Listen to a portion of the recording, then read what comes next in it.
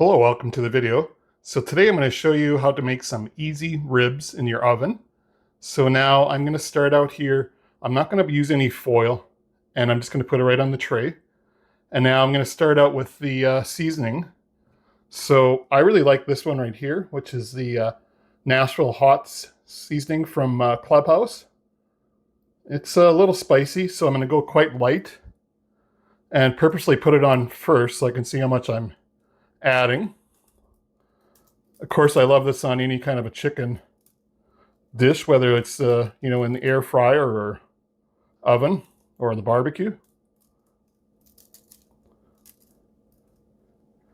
Okay, so that's the Nashville Hot. And now I'm just going to add a garlic powder.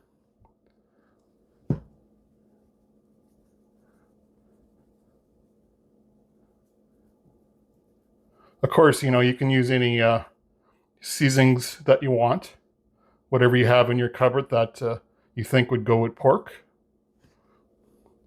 And now last, this is a Cattle Boys Smoky Southwest, and this is an actual rub for pork.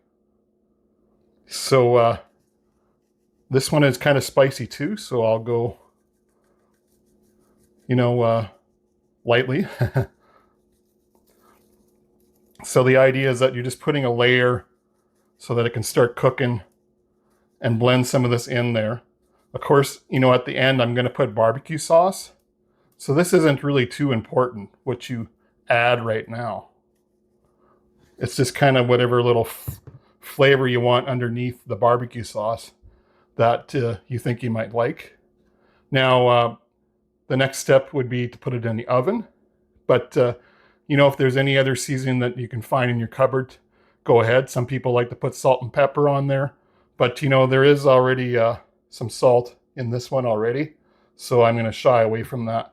And I really don't want too much salt and pepper on there because I'm going to be adding barbecue sauce later. Okay, now we're going to put them in the oven. So now I prefer not to wrap them in foil because I don't want them to be steamed or boiled type of look and taste. I find it's better to cook them open. And if you really wanted to later, you could add foil and turn it down low before you eat it, and maybe add whatever barbecue sauce you wanted at that time to kind of tenderize them. But off the start, I don't find that it's needed. Because like I said, I don't like the boiled taste on them with the foil, because it just keeps all the steam and water in there, and I don't want that.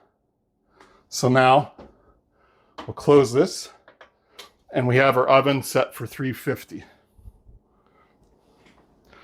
Okay, we're at 1 hour now at 350. So I thought I would open the oven and just show you guys what it's looking like.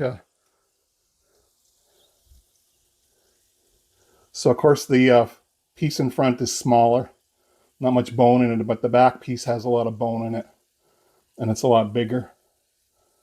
But that's 1 hour at 350. Now having a piece of foil underneath them, would make for an easier cleanup. But I didn't want to do that this time, and first of all, I didn't have any available. So I just, had to cook these today, so I just thought I would do it without the foil. But, there's not a lot of grease coming out. So I'm kind of lucky, but it's always a little harder to clean a pan that's been burnt on the bottom, as you can see. But you soak it for half an hour and you can scrub it out easy.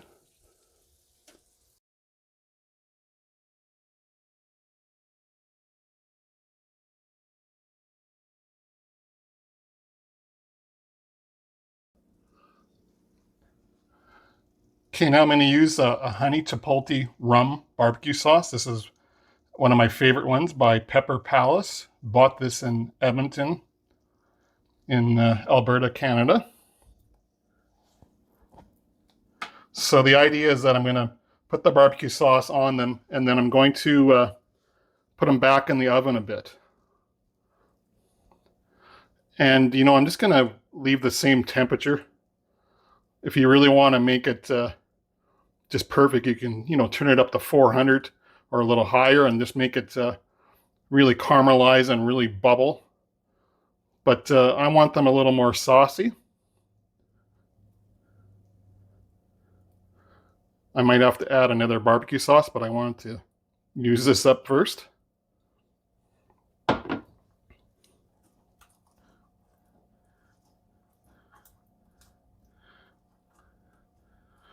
But you know, they're definitely done. You can just tell by looking. You don't have to poke these.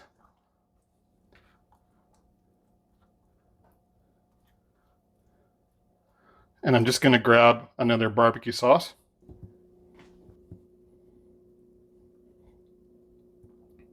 I pretty much had enough on there, but I like them really saucy. So this should do it just right. If my pan wouldn't slide around.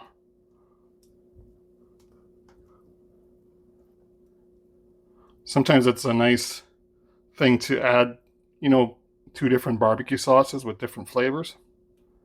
And you might find something you really like when they're combined. So now I'm going to go back into the oven at 350 for about 10 minutes.